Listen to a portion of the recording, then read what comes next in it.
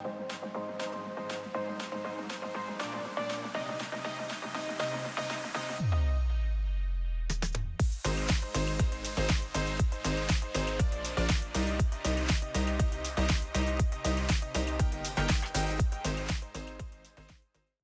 everyone, and welcome to the SavvyCast. This is Jamie, and I'm thrilled that you're joining today, whether you're watching on YouTube or listening to the podcast.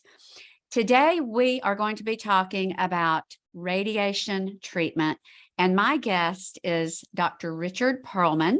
He is a radiation oncologist, and he is with Alliance Cancer Care. And I'm thrilled to have him with us today to answer questions that many of you may have about radiation, specifically radiation oncology. So I'm thrilled today to welcome to the SavvyCast, Dr. Richard Pearlman.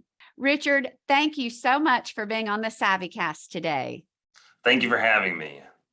Well, I am thrilled to have you today. I know you are extremely busy, and we're recording this early in the morning where you can get to your patients. But Richard, I just want to give a little background to the viewers and listeners as to how I came to know you. Your mom, Dr. Jolynn Herzog, is our family dermatologist, but she's also one of my dearest friends. Love her. Your father is a neurologist. So you come from and how many other of your siblings are in medicine as well? Everyone but Ryan, correct? Yeah, pretty much. I mean, Reed's a veterinarian. Right. That's right. I guess that counts. But yeah, everyone except Ryan. He's too young to know what he's gonna do these days. Right. So there are four of you. You've got three siblings. I've got four siblings. Four siblings. That's right. Okay. Yeah. That's right. Okay. Everyone is in some sort of medicine, and Ryan has yet to complete college. So we'll see where he ends up. Okay. Well, Richard, before we start, can you tell us what you would choose as your last meal? That's my icebreaker question for all SavvyCast guests. I'd probably choose steak and fries for my last meal. Oh, that sounds really good. That sounds good. Well, okay. Well, we are going to dive in, and I must toss in this little tidbit. Your mom sends me videos and photos of your precious newborn. Well, no, she's not newborn anymore. How old is Emma now? She's almost 4 months. Okay, so she's pretty new. I have to say, I send all of that to our family text. She is probably one of the cutest babies I've ever seen. Well, thank you. Precious. Okay, well, Richard, let's just start with how you ended up choosing in your residency radiation oncology, like through all of your history in medicine. What made you choose this? Well, I chose my specialty when I was in my third year of medical school. So this is, generally when most people choose their medical specialty. And then, their fourth year, they'll maybe do some more rotations, or they will then, apply to their specialty at that time. So I was in maybe the middle of my third year, and I really didn't know what I wanted to do. I kind of liked everything.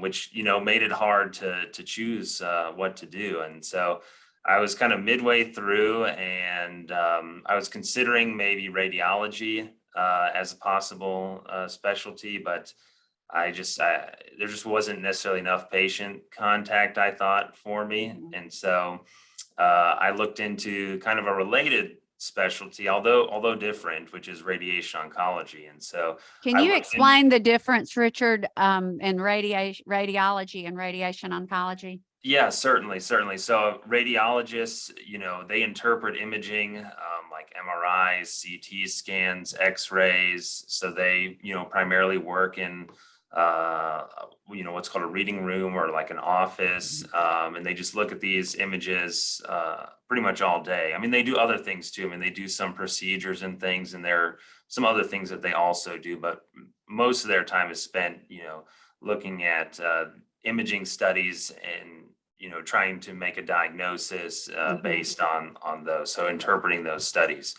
Radiation oncology is actually a very different specialty. It's really what it is it's a clinical oncology. So, studying cancer, treating cancer patients, the workup for cancer, diagnosing it, but then more specifically, we also do treatments for cancer, and our treatment modality is radiation. So we actually use X-rays and sometimes radioactive sources, or injectable radiation for the treatment of cancer.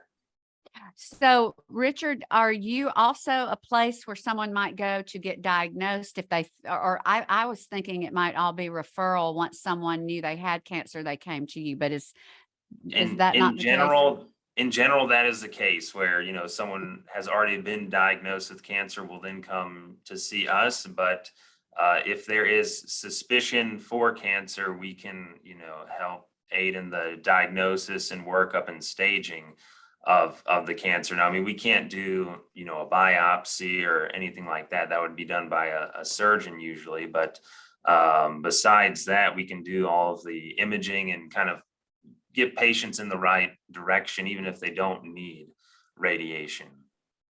Okay. Well, can you just start? I know many people out there are probably very familiar with radiation, maybe having those treatments, and maybe they have cancer. Others may not, maybe like me, may not know that much. So can you just start with the basics and tell us what radiation is in terms of the oncology world? What I know you've said it can be injected. I always think of radiation, Mhm. but is it one of the gold standards of treatment? Is it always an option just based upon the type of cancer? I think, that's somewhat of a complicated question. I mean, because radiation is used in probably the treatment of most solid cancers. So basically, if there is a tumor that you can actually see, it's utilized in most of those diseases, but it's not used in every stage or in every circumstance. It's not always used as the primary treatment. It may be what we call an adjuvant treatment, which means in addition to primary treatment. So let's say like breast cancer. That's a very Mhm. common cancer. We treat a lot of breast cancer. There are situations in breast cancer in which we would do radiation. Now, radiation is not the primary treatment really in any stage of breast cancer. It's primarily surgery is the primary treatment Mhm. for breast cancer, but Mhm. radiation and chemotherapy and sometimes hormone blocking therapies are also used in addition to surgery. So women who will have like a lumpectomy where they just remove the tumor itself, many of those women will undergo radiation to the breast to help reduce the risk of the cancer recurring within that breast. Women who have lymph nodes that are positive will have radiation to the regional lymph nodes, again, to help reduce that risk of the cancer recurring. So it's not necessarily used in all situations, but it's on a very dependent on the patient's individual situation. And that we kind of see with many different types of cancers, whereas some cancers, radiation can be a primary treatment. So for What would be prostate, some prostate and yeah, so prostate cancer, there are options of surgery, radiation. Within radiation, there are a couple different options for like head and neck cancer or lung cancer. Radiation can be a primary treatment. So it just depends on the stage of the disease. It depends on where it's located, what it is. So it's a very case by case basis. okay, so the in addition to radiation, everyone automatically assumes chemotherapy when you have a Mhm. cancer diagnosis. Is it correct to say that chemotherapy is systemic and you just really can't control as much where it goes, and radiation is more targeted? That's correct. I mean, radiation is targeted. It is a local therapy. We do not treat the whole body with it generally. With chemotherapy or immunotherapy, those are systemic treatments. They go throughout the entire body. The goal with those treatments is, different than it is for us. The goal of chemotherapy is usually to control the disease distantly, to make sure that any microscopic disease that may be somewhere else in the body that's not in the local area where we're treating is controlled or is treated. Whereas radiation is primarily used to control the local area, to either definitively treat the cancer in that area or to prevent a recurrence in that area. So when you are doing or applying radiation or radiation, are you targeting tumors? Is it always a tumor? And does it kill them completely and they never grow back? Is it pretty one and done? So if we're treating, curatively upfront with radiation, and we're not, let's say a patient's not having surgery, then yes, we would be treating, with a curative intent, treating the tumor itself. Will often place a margin around the tumor to account for microscopic disease, because when you do surgery for a cancer, they'll always take a margin around it to make sure there's no microscopic cells that go beyond the area that's removed. So we do something similar in most cases with radiation. So we'll treat the tumor itself that we can see on imaging. We'll often give some treatment around that area to account for any microscopic spread that can't be seen on the imaging. And then we'll often treat the draining lymph nodes as well, because we know that, in most cancers, the lymph nodes can potentially harbor some microscopic disease. So we'll often treat those areas to usually a lower dose, but we'll treat those areas many times to help prevent a recurrence occurring in that area. So is it almost a prophylactic radiation? You're just treating in case you may not necessarily see what your target is? That's correct. If we're treating, let's say, like the lymph nodes, or if we're, in a sense, treating an area that's already been surgically treated. So if the tumor's already been removed, the purpose of radiation is to reduce the risk in those cases of the cancer returning. We don't, when we're starting that treatment, we're, in a sense, assuming that all of the disease has been removed. We don't necessarily know that for sure in all cases. So, there could be some patients who, if they didn't receive radiation, would never have a recurrence. But we do know from studies that in those situations, radiation will reduce that risk of recurrence. So, breast cancer, for example, if we're treating after a lumpectomy where the tumor has been removed from the breast, as far as we know, there is no disease in the breast at that time. But, studies have shown that in order to make a lumpectomy equivalent to a mastectomy, where they remove the entire breast, usually or sometimes radiation is required afterwards to reduce that risk of recurrence to where it's equivalent to a mastectomy, which was previously, many years ago, the primary standard surgical treatment. Well, would there also be instances where a woman, I'll just use myself, for example, if I had cancer and had a total mastectomy, I would still ask, hey, would radiation also help give me another buffer? Or do you ever see that? We see that. We see that very, very commonly. I mean, Okay. After a mastectomy, when radiation is required is, I would say, a very case by case discussion. It's actually an area of some controversy in the field as to who may require a mastectomy, or sorry, not a mastectomy, but radiation after a mastectomy in certain situations. So there are risk factors that, such as the size of the tumor, whether any lymph nodes are involved. There are other things they look at in the pathology that can help us determine whether there is an increased risk of recurrence. And so in women who have those factors, then, we would have a discussion about whether they would benefit from radiation after a mastectomy. But in general, if a woman has a mastectomy and there are none of these adverse factors present, then they would not require radiation. So it's, again, a very case-by-case basis. Okay. Well, Richard, what is your most typical case? I know you see varied, situations, but what's your most typical? So as far as like what diseases we see or Yeah, cancers, and okay. what stages and even maybe outcomes, or Mhm. we can get to that. Yeah, so I mean, I have a general practice. So I see breast cancer, prostate cancer, lung cancer, head and neck cancer. We see, anal cancer, rectal cancer,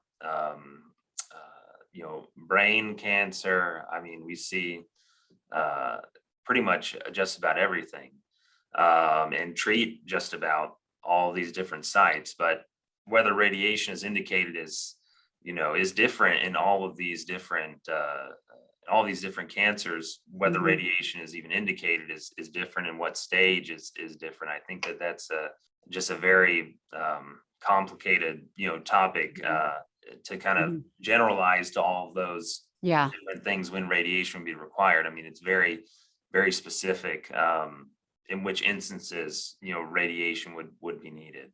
Richard, is there a type of cancer that almost always exclusively responds well to radiation and doesn't require any other treatment? Well, again, I think that comes down to a complicated question. There Mhm. are several cancers that we can treat curatively with radiation alone. Prostate cancer is one of those. But in many cases, men will have the option of surgery as well. In general, in prostate cancer, surgery and radiation are thought to be relatively equivalent as far as cancer outcomes. In head and neck cancer, we treat head and neck cancer definitively with radiation a lot of the time. But surgery is sometimes option as well. There, sometimes we add chemotherapy to the radiation to help it work better. Early stage lung cancer, again, surgery is an option. So is targeted radiation to just the area, which has a very high cure rate as well. So I mean, again, it's a very dependent on the stage Mhm. of the disease and the location and all of that. Well, Richard, if someone requires both chemo and radiation, do y'all do not administer chemo, do you as well? Yeah, so that's correct. We don't Okay. we don't do the chemotherapy. If a patient does require chemotherapy with their radiation, then they would see a medical oncologist who would prescribe the chemotherapy. Are most radiation oncologists just dedicated to that? Do most people have to go to more than one place if they're going to get both chemo and radiation? I mean, they'll have to see a medical oncologist as well. Okay. I don't Uh-huh. really, radiation oncologists do not give chemotherapy, so Okay. they Okay. they would see a medical oncologist as well. I mean, oftentimes patients will see a medical oncologist anyways. I mean, it just kind of depends on Mm-hmm. how they ended up getting referred to radiation as well. So sometimes we see patients who don't necessarily need chemotherapy. They may be sent to a medical oncologist first and then sent to us. And so it just really depends on how they ended up seeing us. But not everyone will need chemotherapy.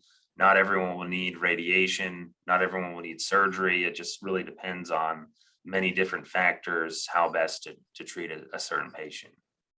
Okay. What would someone experience going to get a radiation treatment? Let's say someone has breast cancer. Do Mhm, they go into a tube like when you get an MRI, or mhm. if it's not if it's not Right, injectable? right. So I would say the vast majority of the radiation we give is what we call external beam radiation. This is where we give X-rays targeted at the area we want to treat. And the way this all starts is we start with a planning process. So we first start with something called a simulation. This is where we set the patient up in the same position they'll be in for their treatment. We also have all of our setup devices as well that we use at that time. So we'll use special boards, special bags and things that help to keep people in the same position for all their treatments. We'll then do a CT scan here in our department with them in that position, and we use that for our planning purposes. So we'll set them up on the machine the same day or the same way each day for their treatments based on that simulation. So it's kind of like a dry run almost of an actual treatment.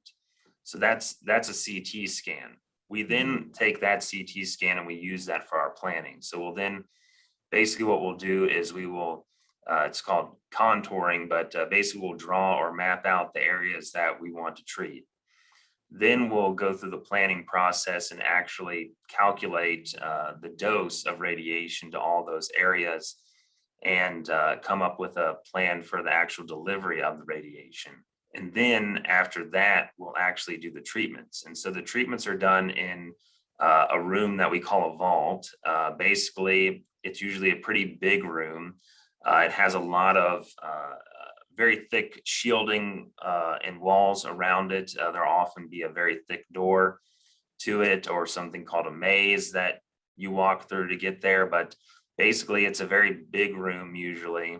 It has a treatment couch, which is basically like almost like a flat table, usually made of carbon fiber, and then has a linear accelerator in the room, which is not a tube usually. I mean, it depends on the exact model that you have, but in general, it's not enclosed. It's not a tube.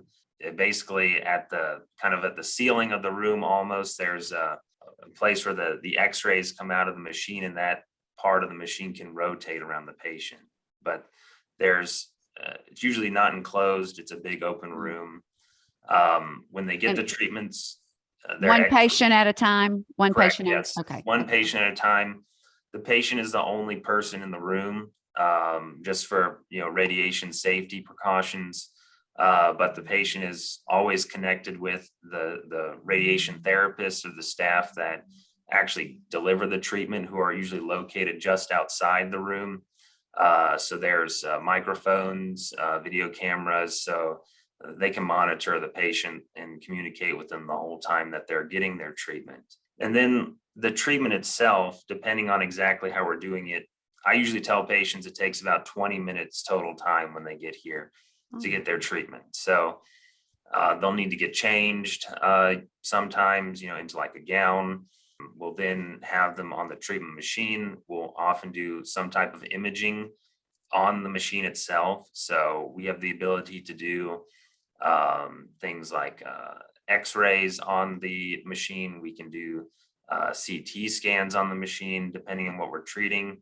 We'll use those to make sure that the patient is precisely and accurately aligned to where we want them to be. And then we'll actually deliver the treatment itself. And usually the delivery of the treatment itself is around 5 minutes or less, depending on what we're doing. So total time, it takes about 15-20 minutes to get a treatment. And how many treatments per week or per month is typical? So in general, we do 5 treatments a week, so once daily with weekends off. And then as far as the exact number of treatments, that is very variable. Mm-hmm. It can range anywhere from a week or 2 of treatments up to 7 or 8 weeks of treatment, depending on exactly what we're treating in the exact scenario. Do you determine when treatment can be halted based on imaging that you do to see? Can you monitor that on CT scan or otherwise? So the CTs that we get on the machine are not, diagnostic quality. So they're not quite as good as what we would get on a CT scanner. So they're really just used for alignment purposes. So we really can't tell. I mean, sometimes we can tell maybe a little bit if a tumor is shrinking, but really we can't tell that well on a cone, what we call a cone beam CT, which is what we get on the machine. But as far as determining the number of treatments, we pretty much always determine the number of treatments before we actually start treatment. So there are regimens that are predetermined, have been shown to work through various studies that we then use. So we usually plan for a certain number of treatments, and that's the number of treatments we give. We almost never, deviate from that.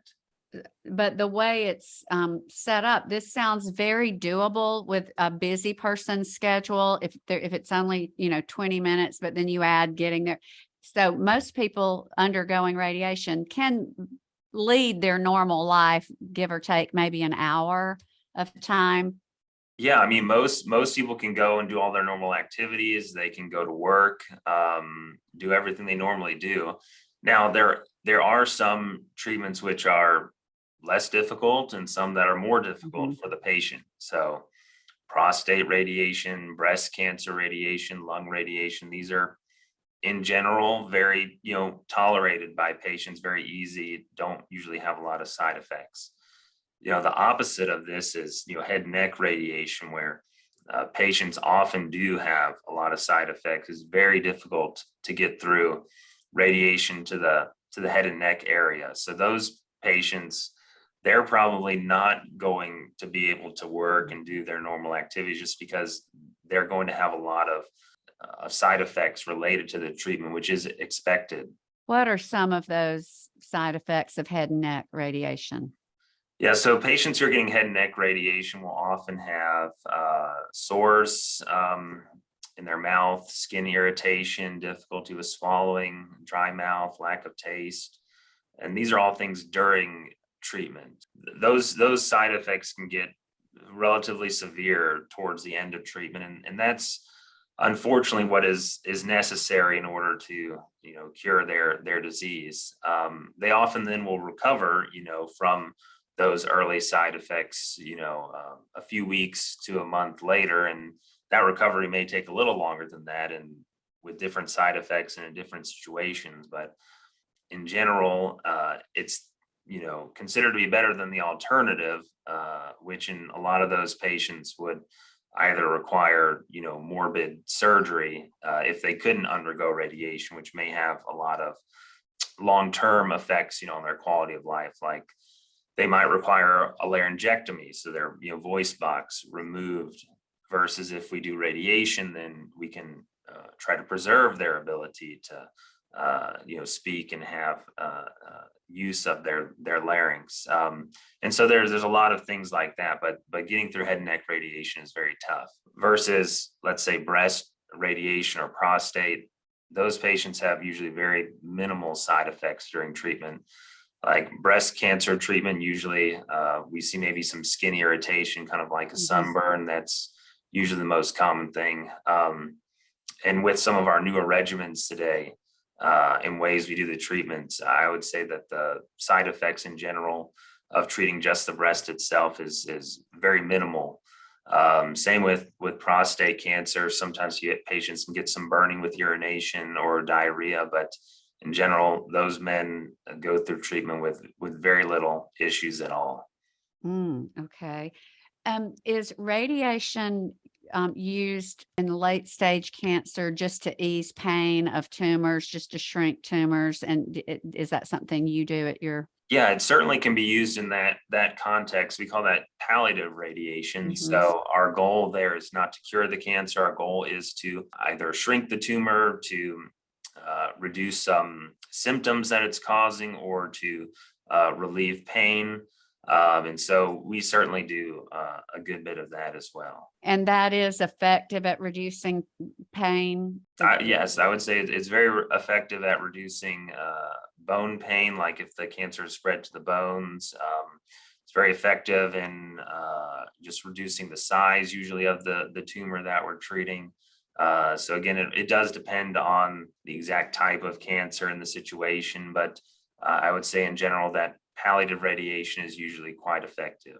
Well, what is the situation of most people as far as insurance is concerned? Is radiation almost always something that's covered, given the right, doctor's prescription? Yeah, so I mean, in general, I would say it's pretty much covered by, pretty much all insurances. I mean, there are certain situations in which an insurance company may not approve certain types of radiation or things like that. But I would say in general, it would be very difficult to go through radiation without it covered by insurance. I mean, it can be relatively expensive.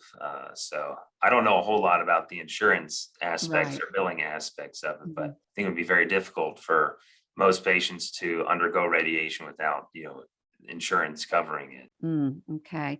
And after someone has completed their radiation and they get clearance from their physician, you're in remission, do they typically have to come back at some point for preventive, or are they pretty much done unless it recurs? Yeah, I mean, they're pretty much done at that point. Hmm. In general, we like to give radiation to an area once. We become a little bit more hesitant when we start giving radiation to the same area of the body, multiple times. So in general, radiation is kind of a one-time treatment to an area. For most cases, it is just kind of a one-time thing. When we start to give, so the body can really tolerate a certain amount of radiation to different organs, and it just depends on the organ itself. But so we have constraints and limits of how much radiation different parts of the body can receive. And so if the patient has one course of radiation, we usually do give some kind of almost kind of like some of that injury from the radiation is repaired by the body, but we believe that some of that radiation tolerance, though, is permanently diminished in that area as a result of having received radiation already. So in general, we would not give any further radiation if there wasn't any recurrence or reason to. Now, if let's say the cancer occurred in the same area, could we give radiation to that area again? That again is a very case by case basis, and it would depend on how much radiation they received the first time, what kind of cancer it is, what their plan looked like before, how long it's been since their initial course of radiation. So sometimes we will give a second course of radiation to the same area, but we are limited in how much radiation we can give to different parts of the body. Okay. Does the radiation that they receive in certain areas stay within your body? Is that something that's just there? So that's like that's a question that's asked a lot. We treat with X-rays, so they go right through the body. Once the machine is turned off, there is no radiation present in the body at all. So people are not radioactive. They can be around whoever they want.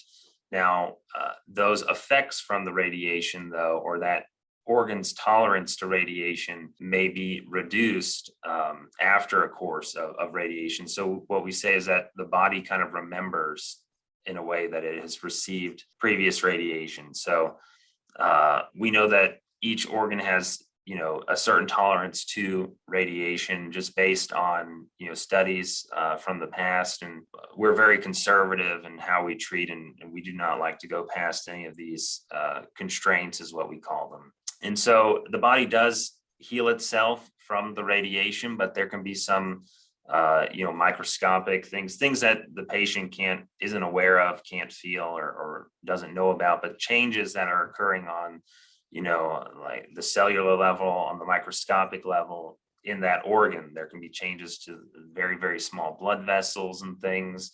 So the amount of radiation that can be given in the future is not the same necessarily as what could be given to someone who hasn't received any radiation, because there are already some of these changes that have occurred and that kind of can limit our ability to give further radiation. Now, many of those changes the body can reverse over time, but that healing, though, is usually not a complete healing back to an original state, prior to radiation. I understand. Well, I know you have patients, and I do want to let you get to them, but is there anything as we wind up that you might want to share with the listeners and viewers that maybe I missed, something that you're asked frequently that you would just like to share as we wrap this up? I think we've actually covered a lot of the questions that I receive, pretty commonly, but I would just say that, radiation is given to